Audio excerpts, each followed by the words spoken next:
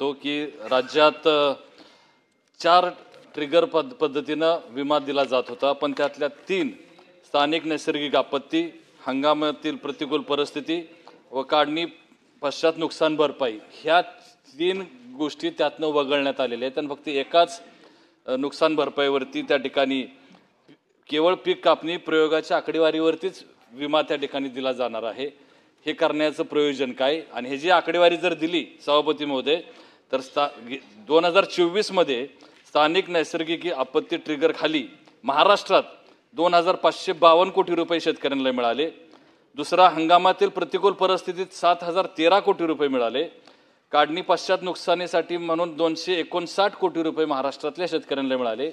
आणि आता ह्या 3 गोष्टी ह्यातनं वगळल्या गेलेल्या आहेत आणि फक्त एकच ठेवलेली गेलेली आहे, ती पीक कापणी प्रयोगावर आधारित नुकसान भरपाई. गेल्या वर्षी फक्त 59 कोटी रुपये महाराष्ट्रातल्या शेतकऱ्यांना मिळालेले आहेत. म्हणजे एवढी कमी नुकसान भरपाई पीक विम्यातून आपल्याला मिळणार आहे. तर हे करण्याचं कारण काय आणि हे परत त्या ठिकाणी दुरुस्ती करेल का, हा पहिला प्रश्न. आणि दुसरा प्रश्न असा की नुकसान झाल्यानंतर 72 तासाच्या आत शेतकऱ्यांना त्या ठिकाणी नोंदणी करायची आहे किंवा त्या ठिकाणी आपली नोंद करायची आहे, नुकसान भरपाईची मागणी त्या ठिकाणी दाखल करायची आहे. पण 72 तासात त्याच्या 8 शेतकऱ्याला आहे, पण 2-2 वर्ष झालं अजून पीक विमा मिळत नाही. त्यामुळे त्या पीक विमा कंपनीवरती कायदेशीर कारवाई करणार का, हा दुसरा प्रश्न. आणि तिसरा प्रश्न की जर का ह्या सगळ्या 8-10 विमा कंपन्यांवरती आपल्याला अवलंबून राहावं लागत असेल, तर महाराष्ट्र शासन स्वतःची पीक विमा कंपनी सुरू करणार का, हा माझा 3 प्रश्न आहेत.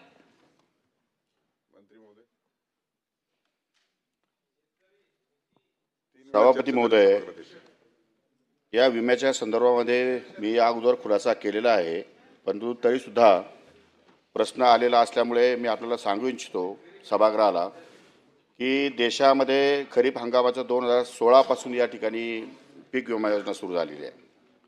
आणि योजना राबवत नसलेली राज्य पंजाब, अरुणाचल प्रदेश, मिझोराम लगायत 4 राज्य ही योजना राबवत नाही.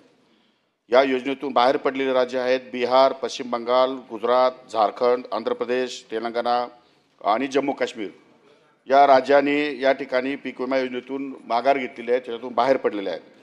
झारखंडने आपल्या धर्तीवर पुन्हा एकदा 1 रुपयाची पीक विमा योजना सुरू केली. झारखंडमध्ये 15,000 एकरची लागवड सभापती महोदय या ठिकाणी प्रत्यक्षात झाली आणि 38,000 अर्ज आले. त्यामुळे झारखंडने राज्याने सुद्धा या पीक विमा योजनेवरती या ठिकाणी कीप मौन ठेवलेला आहे. त्यांनी कुठल्याही प्रकारची भरपाई अद्याप दिलेली नाही. मोठ्या प्रमाणामध्ये गैरप्रकार होत असल्यामुळे या पीक विमा योजनेमध्ये पुनर्रचना या ठिकाणी करण्यात यावी असा राज्य सरकारचा निर्णय या ठिकाणी झाला. आणि त्यामुळे या ठिकाणी राज्य सरकारने एक वेगळा निर्णय घेतला आणि त्या दृष्टिकोनातून नवीन पीक विमा योजना राज्य सरकारने या ठिकाणी सादर केली आहे. जुन्या पीक विमा योजना आपण या ठिकाणी 1 रुपयाची बंद केलेली आहे. नंबर 1. नंबर 2, सन्माननीय सदस्यांचं जे म्हणणं आहे की या पीक विमा योजनेच्या माध्यमातून जे 4 ट्रिगर वगळण्यात आले आहेत, तर आतापर्यंतच्या संपूर्ण ट्रिगरचा जर आपण अभ्यास केला, त्या ट्रिगरमध्ये जवळपास 50% ट्रिगर फक्त पीक कापणी प्रयोगावर आधारित आहे. फक्त 50%मध्ये शेवटच्या क्षणाला पीक कापणी प्रयोगावर आपण या ठिकाणी त्या शेतकऱ्यांना विमा भरपाई देतो.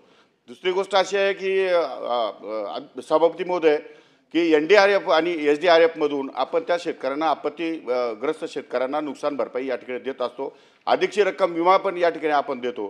त्यामुळे मोठ्या प्रमाणामध्ये गैरप्रकार या ठिकाणी उघडकीस आल्यामुळे आमच्या कंपन्यांनी काही विमा कंपन्यांनी काही CSC सेंटरवाल्यांनी या ठिकाणी खूप गैरप्रकार या ठिकाणी केले आणि त्यामुळे राज्याला विमा संदर्भामध्ये एक वेगळा निर्णय या ठिकाणी घ्यावा लागला आणि त्या दृष्टिकोनातून आपण निर्णय घेतलेला आहे.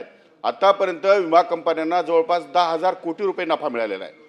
सभापती महोदय, एवढ्या मोठ्या रकमेला जर विमा कंपन्या एवढा फायदा घेत असेल सरकारचा, तरी ती रक्कम आपण शेतकऱ्यांच्या शेतामध्ये भांडवली गुंतवणूक म्हणून का खर्च करू नये, अशा प्रकारचा प्रश्न जेव्हा आमच्या विभागासमोर आला, त्यावेळेस आम्ही माननीय मुख्यमंत्री महोदय आणि दोन्ही उपमुख्यमंत्र्यांना विनंती केली की याप्रमाणे मोठ्या प्रमाणावर चिटिंग या ठिकाणी होते, शेतकऱ्यांना पैसा मिळत नाही, मधले लोक या ठिकाणी पैसा खात आहे, गैरप्रकार होत आहेत आणि मोठ्या प्रमाणामध्ये विमा कंपन्यांना या ठिकाणी फायदा होतोय.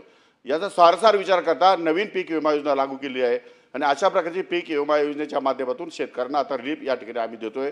फार कमी रकमेमध्ये, म्हणजे 2% खरीपामध्ये, 1.5% रब्बीमध्ये आणि नगदी पिकामध्ये आपण 5%पर्यंत या ठिकाणी आकारणी करतोय पीक विम्याची.